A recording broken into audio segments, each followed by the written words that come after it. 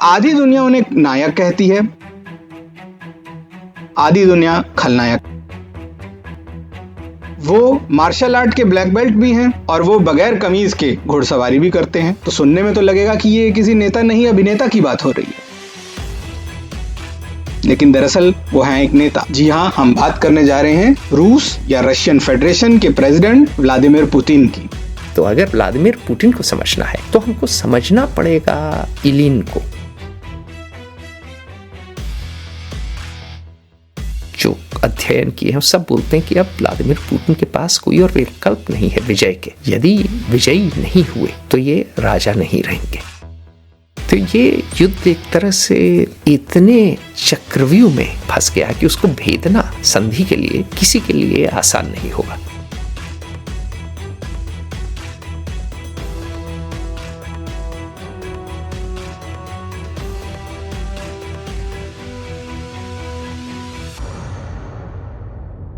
अब यहाँ पर देखिए दोस्तों, मैं आपको एक बात समझाना चाहूंगा कि बर्लिन वॉल थी क्या और बर्लिन का हुआ क्या।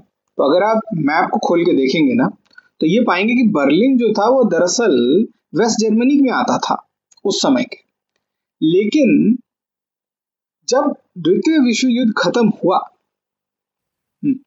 ईस्ट जर्मनी में आता था। ईस्ट जर्मनी में, सॉरी, हाँ, ईस्ट जर्मनी में आता था। हाँ, माफ कीजिएगा, ईस्ट जर्मनी में आता था। सही बात है। तो ईस्ट जर्मनी में आता था, लेकिन फिर भी जो चारों देश थे जो विजेता थे युद्ध के, उन्होंने कहा कि राजधानी के भी 4 टुकड़े होंगे। तो उन टुकड़ों में जो है वो अलग अलग सेक्टर बने, British sector, American sector, French, और उनको फ्यूज कर दिया गया और बर्लिन का एक भाग उनके हिस्से आ गया और दूसरा भाग जो था वह जीडीआर के हिस्से आ गया, यानी कि सोवियत संघ के एक तरीके से अधीन में हो गया। तो आप ये सोचिए कि देशों के बंटवारे तो सुने थे, यहां एक शहर का बंटवारा हो गया। और जब शहर का बंटवारा हुआ तो इतना हास्यास्पद था कि जो मेट्रो स्टेशन थे, मेट्रो ट्रेन थी, वो उनको तो पता नहीं था कि भाई एक दिन बंटवारा होगा। तो वो ईस्ट बर्लिन और वेस्ट बर्लिन के क्रिस क्रॉस करते हुए आपस में जाती थी। लेकिन जब ये बंटवारा हुआ, जब बर्लिन वॉल खड़ी हुई, तो ये यातायात रुक गया। अब सवाल है बर्लिन वॉल खड़ी क्यों? तो हुआ क्या कि बर्लिन वॉल को खड़ी करने के पीछे मकसद था कि जो वेस्टर्न जर्मनी था उसमें एक हायर लाइफस्टाइल, एक डेमोक्रेटिक सेटअप था, कैपिटलिज्म था, ज्यादा प्रॉस्पेरस और एक प्रोस्पेरिटी का अलग स्फीयर था। आज भी जर्मनी को हम देखते हैं तो भाई ऑडी, मर्सिडीज, बीएमडब्ल्यू, ये सारी गाड़ियां वहीं से आती हैं। बड़े बड़े आप अप्लायंसेस देखते हैं वो वहां से आते हैं। तो जर्मनी हमेशा से एक इंडस्ट्रियलाइज देश रहा है और कैपिटलिज्म थोड़ा सा वहां पे प्रेफर्ड सिस्टम था। तो ज्यादा से ज्यादा लोग जो थे वो वेस्ट जर्मनी या बर्लिन में पहुंचना चाह रहे थे। तो जो जर्मन बॉर्डर था, जो इंटरनल डिवीजन था, वो तो अच्छे से सील कर लिया सोवियत संघ ने, लेकिन शहर सील नहीं हो पा रहा था। तो शहर को सील किया गया सोवियत और जो एलाइड पावर्स के बीच में जो पार्टीशन हुआ था जर्मनी का, उसके कई साल बाद। तो एक तरीके से ये जो दीवार थी ये सिंबल बन गई, ये एक प्रतीक बन गई आयरन कर्टन का, कि ये वो चीज है जो हमको हमारे पुरखे जैसे रहते थे, हमारे एंसेस्टर्स जैसे रहते थे, और हम जितना अच्छे से रह सकते हैं उसके बीच में ये दीवार है। तो उस दीवार को एक इविल एम्पायर, जो अमेरिका के राष्ट्रपति थे, उन्होंने इविल एम्पायर की संज्ञा दी थी सोवियत यूनियन के साम्राज्य को, कहा कि ये इविल एम्पायर है और इसको टूटना होगा। तो बर्लिन वॉल पे बड़ा प्रेशर था 80s में, और 80 का दशक खत्म होने से पहले वो तोड़ दी गई। लेकिन बर्लिन वॉल टूटते ही किसी ने ये नहीं सोचा था कि सोवियत संघ भी टूट जाएगा। लेकिन उस बर्लिन वॉल के टूटने के 2 साल में ही, उस प्रतीक के टूटने के 2 साल में, वास्तविकता भी देखिए, प्रतीक को फॉलो करते हुए, उसके पीछे पीछे अनुसरण करते हुए वास्तविकता भी वैसी ही हो गई। यानी कि प्रतीक टूटा तो देश भी टूट गया। अब यहां पर पुतिन जैसे लोगों का सवाल आता है। मुझे पूरा यकीन है कि हमारे कई श्रोता जो हैं वो सरकारी नौकरी पाने के लिए बड़े लालायित होंगे।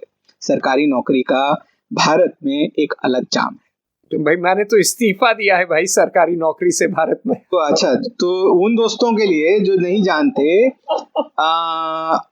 अतुल सिंह जी जो हैं ये भारतीय पुलिस सर्विस, भारतीय पुलिस सेवा के अधिकारी थे।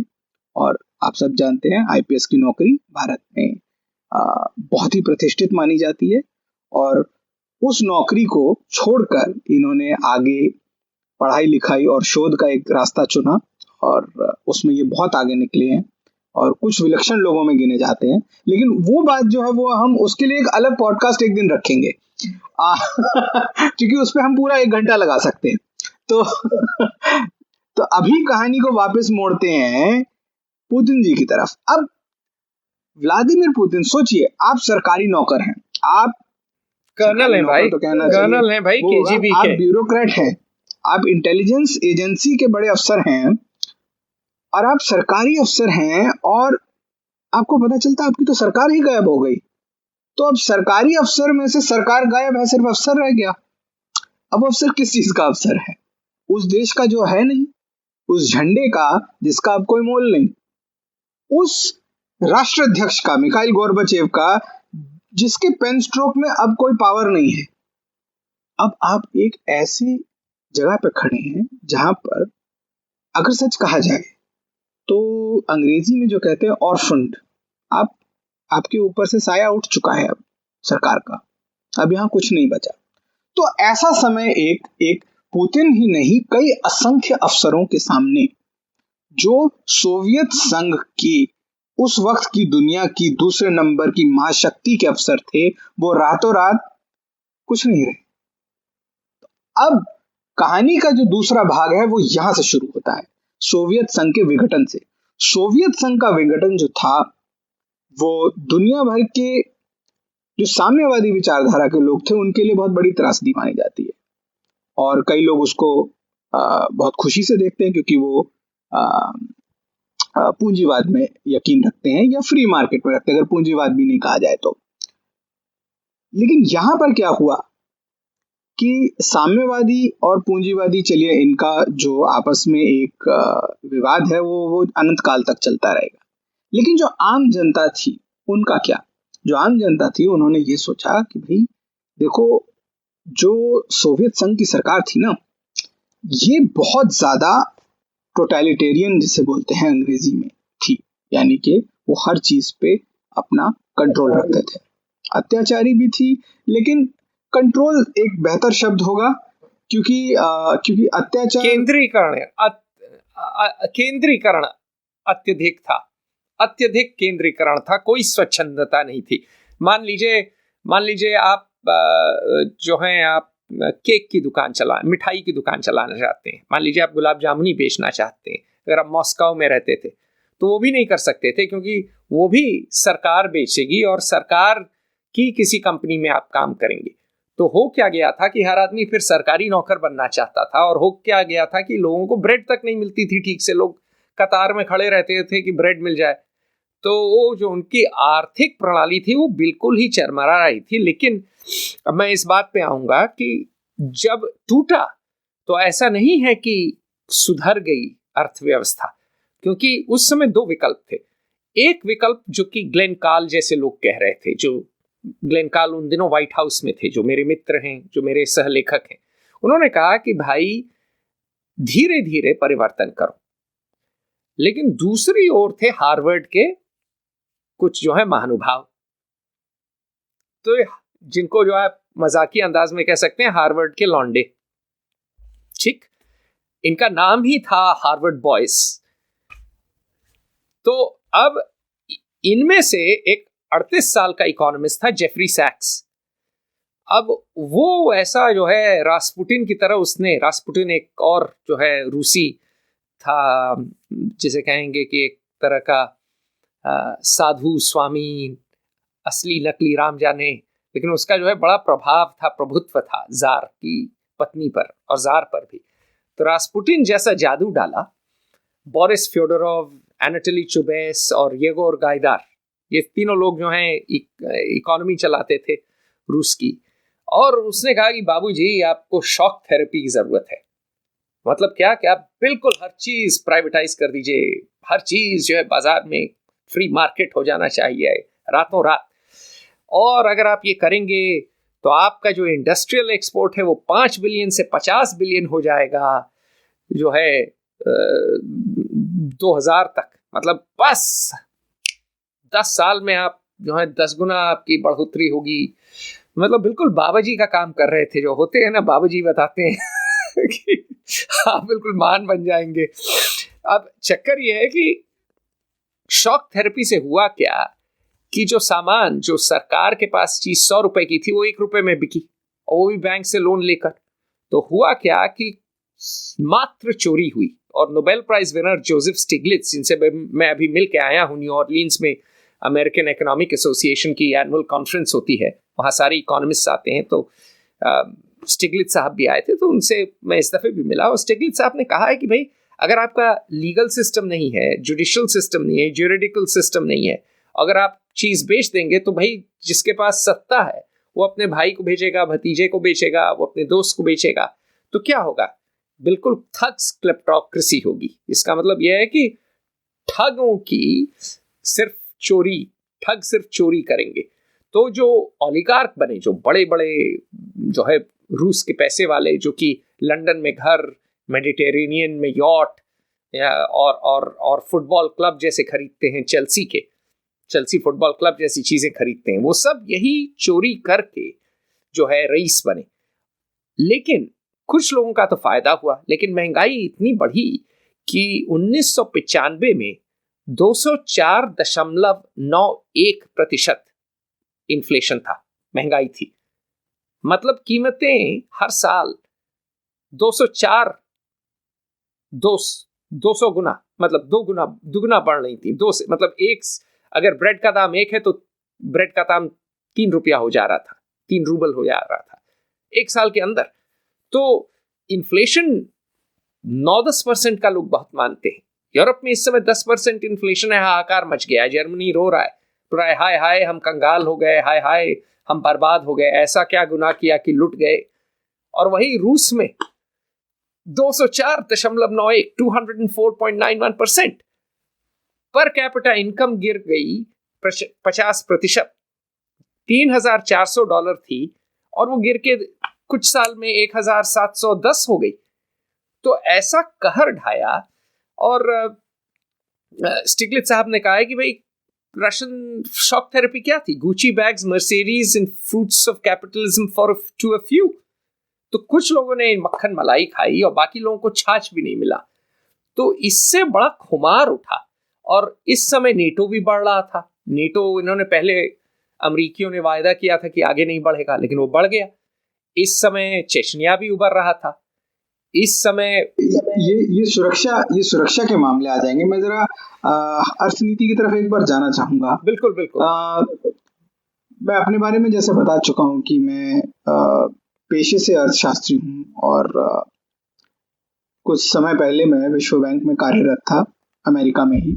तो वहां पर तभी हम लोग मिले थे, तभी हम दोनों की पहली मुलाकात हुई थी। और वहां पर मेरा कई रूसियों से मिलना था जो उस समय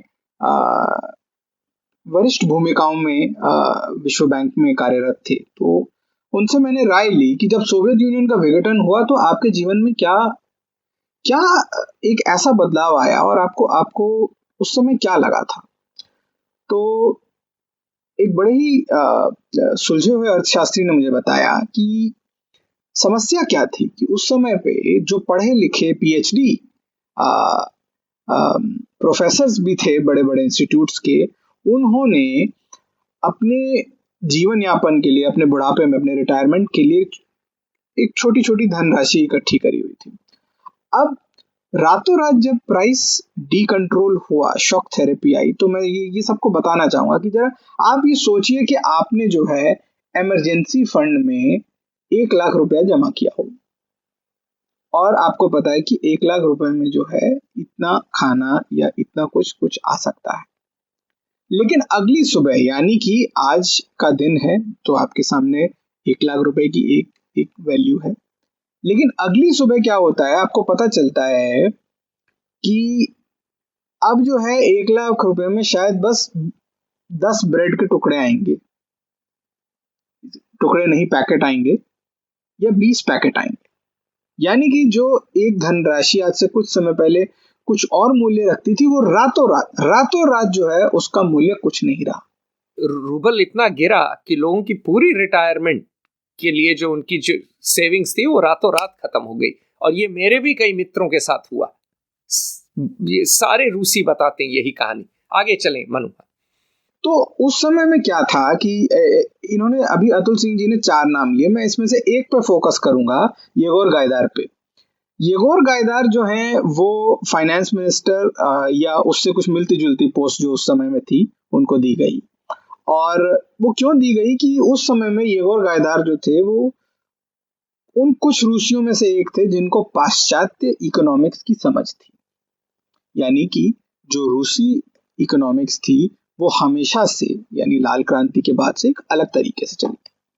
लेकिन अब क्या हुआ कि उनको रातों रात एक नए सिस्टम में एडजस्ट करना था। शॉक थेरेपी जिसे कह रहे थे कि झटके से आप एक नए सिस्टम में आएंगे।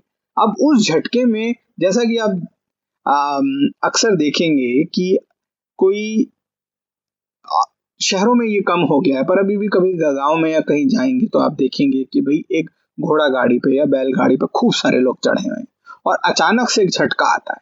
तो झटका आते ही क्या होता है, कुछ लोग तो गाड़ी पे टिके रह जाते हैं, लेकिन कुछ इधर उधर गिर जाते हैं।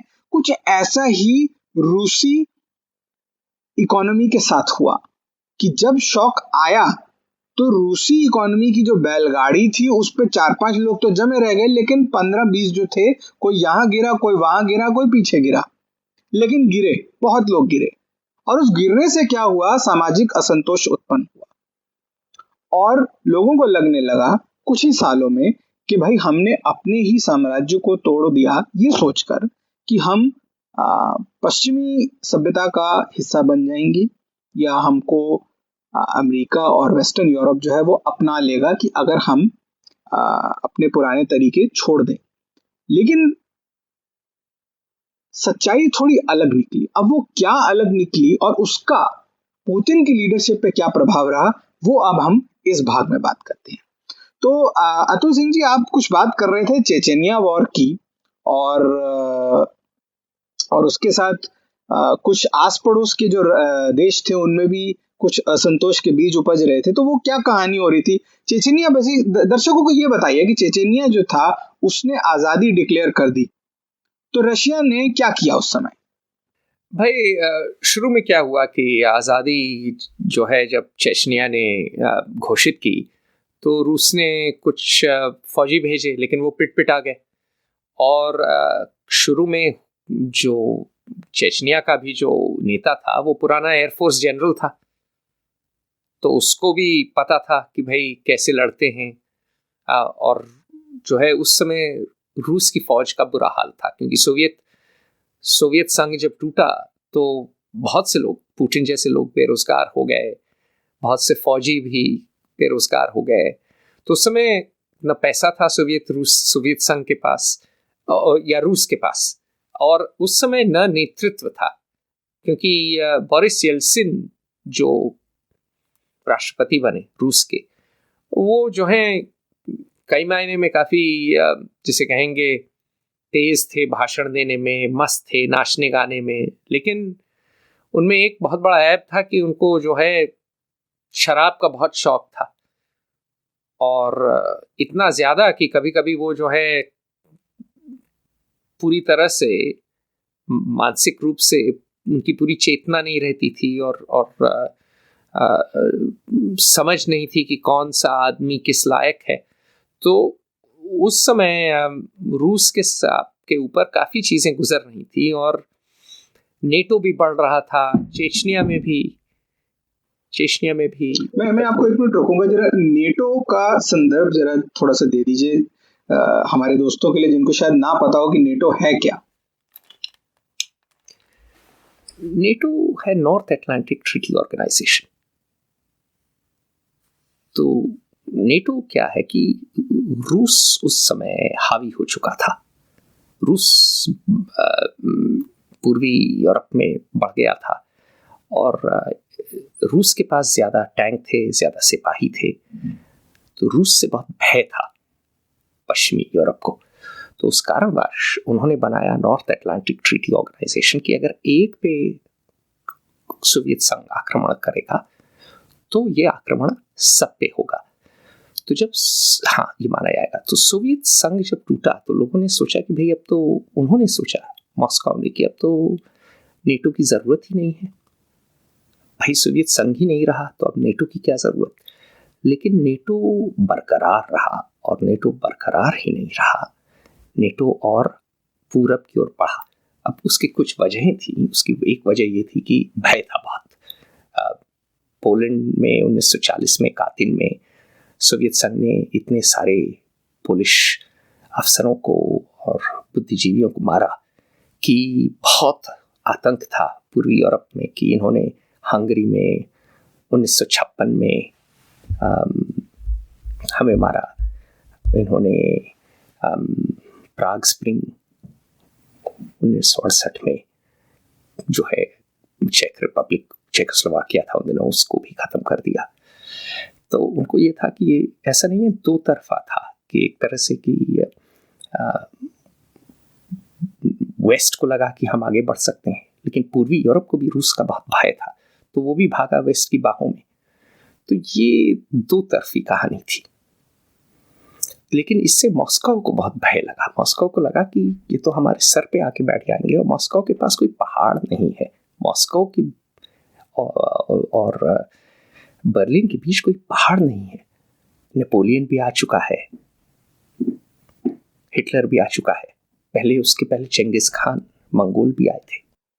तो अब अगर हम बात करें कि नेटो जो था वो एक मिलिट्री अलायंस है और उसका जो प्रतिद्वंदी था, जो वार्सो पैक्ट जो सोवियत संघ ने बनाया था कम्युनिस्ट स्टेट्स को लेकर, एक अलायंस था जिसका एक प्रतिद्वंदी था वार्सो पैक्ट जो कि सोवियत संघ ने बनाया था, सोवियत यूनियन और जो ईस्टर्न यूरोपियन कम्युनिस्ट देश थे। तो दो लोगों के, दो पहलवानों की ये टक्कर थी। अब रातों रात क्या हुआ कि वार्सो पैक्ट तो रहा नहीं। तो जब वार्सो पैक्ट नहीं रहा और नेटो रह गया तो ऐसा नहीं हुआ कि नेटो की जो आक्रामकता है वो कुंद पड़ी हो। हमने ये देखा कि नेटो जो है सोवियत यूनियन के टूटते ही कुछ और ज्यादा आक्रामक हुआ, शक्तिशाली भी हो गया। अब उनके सामने कोई नहीं था जो उनसे रोक सके या उनसे जूझने की भी सोच सके। और एक के बाद एक जो है वो, अगर एक जमाना था कि जिसमें सोवियत संघ जो था वो यूरोपियन देशों को हड़पता जा रहा था और आगे बढ़ रहा था पश्चिम की तरफ, अब मामला उल्टा हो चुका था, यानी कि नेटो जो है वो अब रूस की तरफ बढ़ रहा था। और इसी के बीच में चेचेन वॉर हुई, फर्स्ट चेचेन वॉर।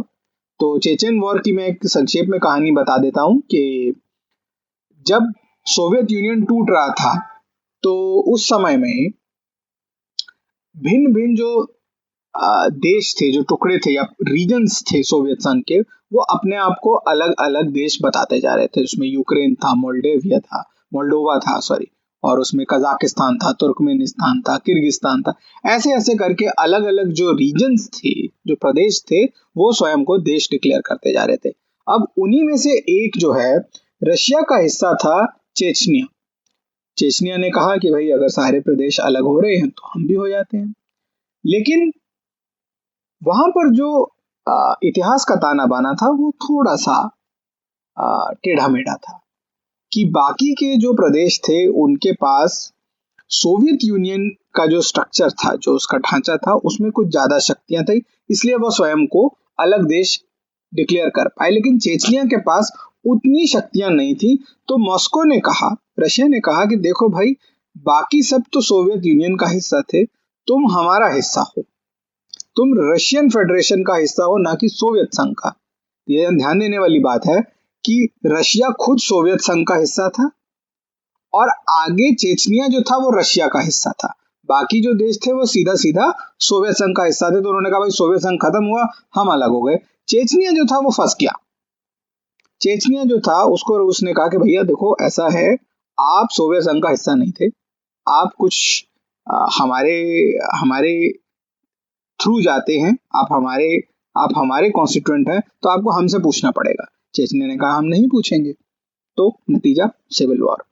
अब सिविल वॉर हुई 94 में, वैसे तो बीज उसके 92-93 में शुरू हो गए थे, लेकिन 94 से लेकर 96 तक चली। और नतीजा क्या हुआ कि जैसा कि अभी अतुल सिंह बता रहे थे कि बोरिस जॉनसन जो थे वो खुद, उनमें कुछ कमियां थी और उनके जनरल्स में फिर एक जाहिर सी बात है, अगर राजा कुछ एक तरीके का होगा तो उसके सेनापति भी फिर थोड़े से वैसे ही होंगे।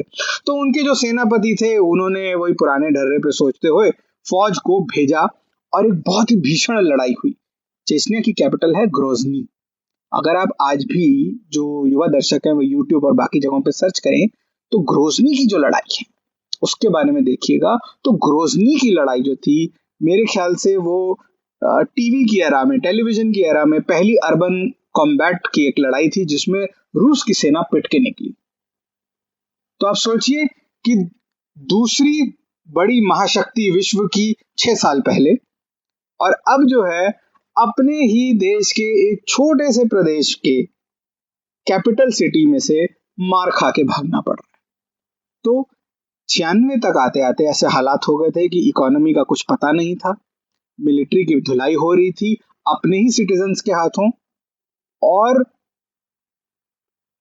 ये भी कहा जाने लगा था कि अब जो है, अब लोगों को रशिया के फ्यूचर पे कोई भरोसा नहीं रहा। यहाँ की जनसंख्या भी गिर रही है क्योंकि लोगों ने कहा कि भाई अगर कोई फ्यूचर ही नहीं है, अगर कोई भविष्य ही नहीं है, तो हम बच्चों को ऐसे एक खराब माहौल में लाकर कैसा जीवन देंगे। तो नतीजा क्या हुआ, रशिया जो है उसकी पॉपुलेशन गिरने लगी, उसकी इकोनॉमी तो गिर ही रही थी, उसके साथ साथ मिलिट्री मोरल भी डूबने लगा। सर्गी ग्लाजियेव ने 90s के बारे में कहा है कि जो रूस में जो जनसंख्या कम हुई वो स्टालिन के समय से भी ज्यादा थी, जबकि स्टालिन ने इतने लोगों को मरवाया। तो उसने कहा कि ये तो बिल्कुल कहर ढा गया था 90 के दशक में, क्योंकि लोगों को भविष्य पे से ही विश्वास उठ चुका था। तो लोगों की सिर्फ जनसंख्या सिर्फ इसलिए नहीं गिरी कि लोगों ने बच्चे पैदा नहीं किए, इसलिए कि लोग जल्दी मरने भी लगे। बहुत बुरा दशक। ये बहुत बड़ी बात है, ये बहुत बड़ी बात है। बहुत इंपॉर्टेंट बात अतुल सिंह जी ने बताई है कि जो लाइफ एक्सपेक्टेंसी थी, यानी कि एक व्यक्ति से आप क्या उम्मीद रख सकते हैं कि उनकी आयु कितनी होगी एक आम व्यक्ति से, वो गिर रही थी। और ऐसा जो है रूस की इतिहास में कई दशकों के बाद हो रहा था कि उन्होंने दशकों देखा कि हमारा देश आगे बढ़ रहा है, और फिर एक ऐसा दशक आता है जहां पर जीवन जो लाइफ एक्सपेक्टेंसी है वो भी गिर रही है। Join the conversation at Fair Observer and subscribe to our YouTube channel.